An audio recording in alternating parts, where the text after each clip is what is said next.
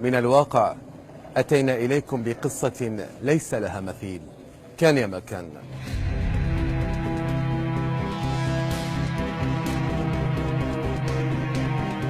هذه الخطوات لشاب اسمه علي من منطقة الشعلة من العاصمة بغداد.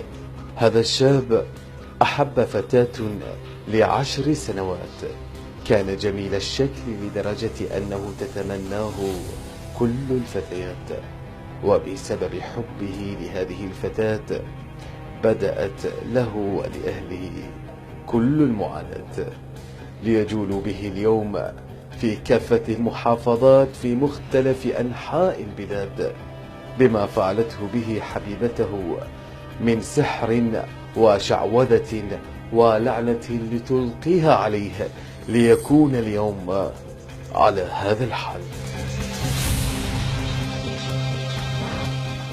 حبيت حال كل شاب يعني يحب بنية بيوصلون لفد طريق المبزرون فيه يعني على سنة الله ورسوله. بس هاي الإنسانة ما قدرت هذا الحب، زرعت عبالي تزرع البسمة يعني بحياتي. 10 سنوات الحب كان مالتنا، لا هي زرعت لي الأذية.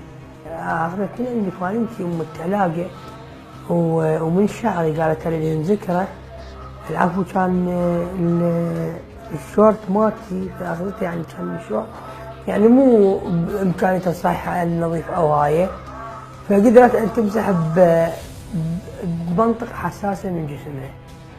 وورا أسبوع جابت له هاي اللفة وهذا الجلاس مال اللبن، لفة مال كباب اعتيادية، فأكلتها وشربت اللبن. يعني جيت للبيت يعني شيء دايخ، يعني ما صار بي قبل. جيت البيت شعر وهاي قلت له ما أريد أنام، نمت نومة اعتيادية، بس أنا مو وضعيتي أن أنام ذيك وقت. نمت قعدت ماكو شعر. نعم. أسناني قامن يوقعن، دواختي ماكو شعر.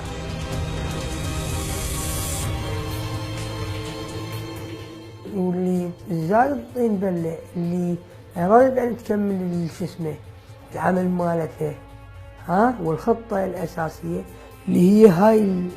شوف هنا أنا أقدر أراكم يعني بيدها الدين وقالت شنو شو هاي كرش، لزمتني من هنا فصارت لنا 5 أصابع، لنا 5 أصابع ما فطنت لنا إلا طبت لي حمام من سبحت شفتني.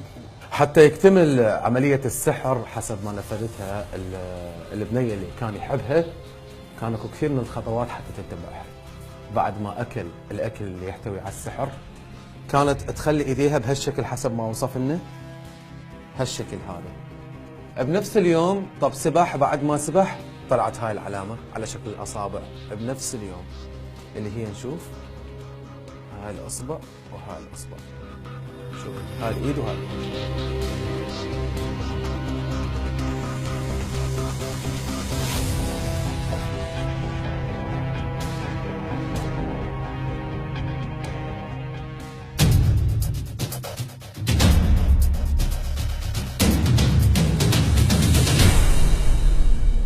عدنا لكم شاكرا بعد ما شفنا هذا التقرير، وبالتأكيد حقيقة دائما ما ربما هنالك فت مقولة من الحب ما قتل، كنا نسمعها في قصص وروايات قديمة وأساطير كانت قبل الإسلام، ولكن في مجتمعنا ربما ما قمنا نسمع حقيقة أنه هذه المقولة من الحب ما قتل.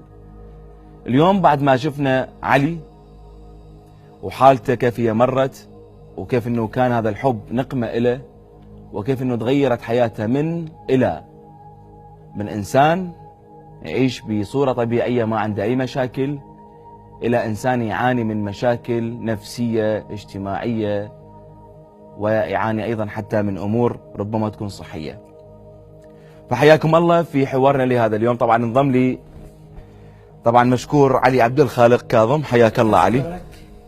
وحقيقة انه انضم لي دكتور علي عبد الرزاق محي الدين، رئيس قسم الأمراض الجلدية في مستشفى الكرامة التعليمي اختصاص أمراض جلدية. حياك الله دكتور. اهلا وسهلا. وبالتأكيد انضم لي دكتور أو شيخ صاحب الرباعي معالج روحاني. حياك الله شيخ.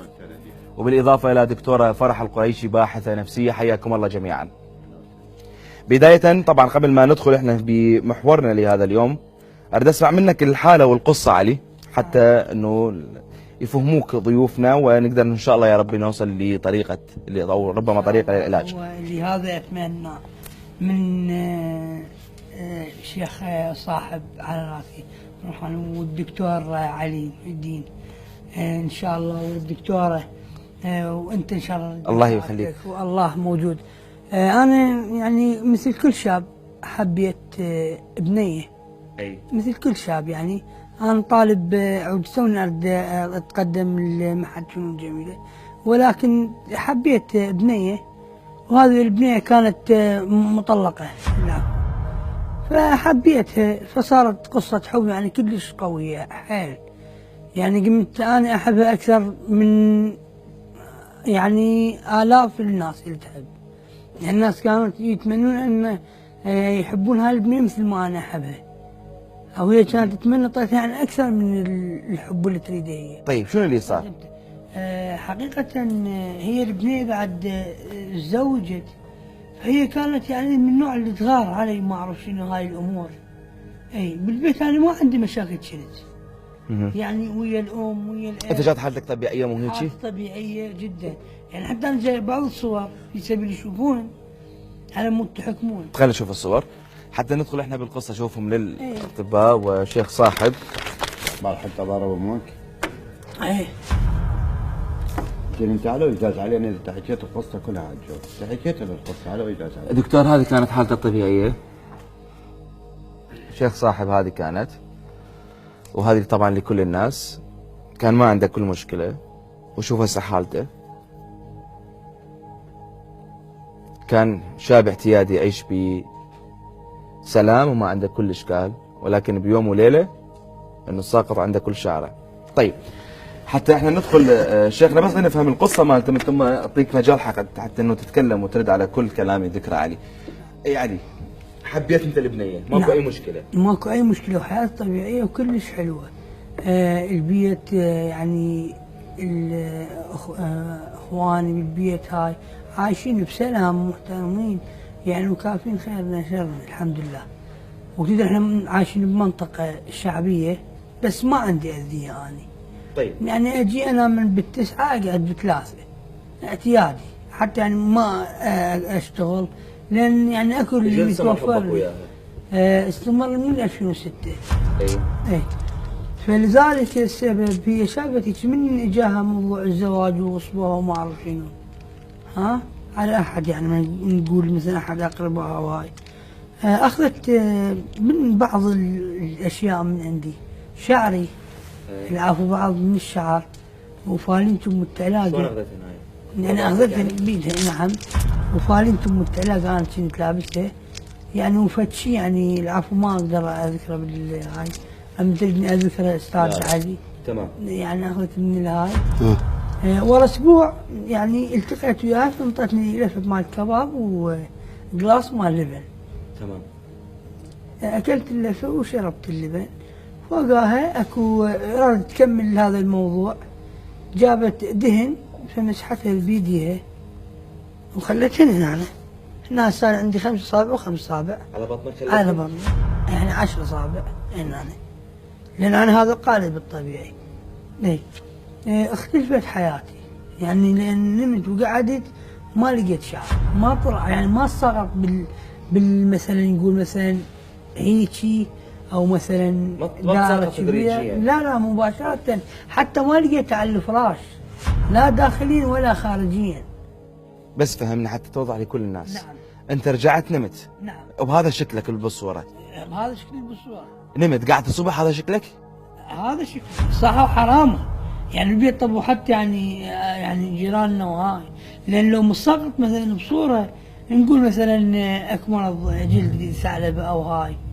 اي ف يعني انا شويه عزه وبديت ابدي اكره البيت، اتنفرز من عنده. خلينا نتبعها نقطه نقطه. قعدت الثانية يوم الصبح أنت ما عندك شعر، ما عندي. أهلك شلون تقبلوك؟ يعني يقولون أم تعرف ابنها بيعني وأنا ما عرفت نوم.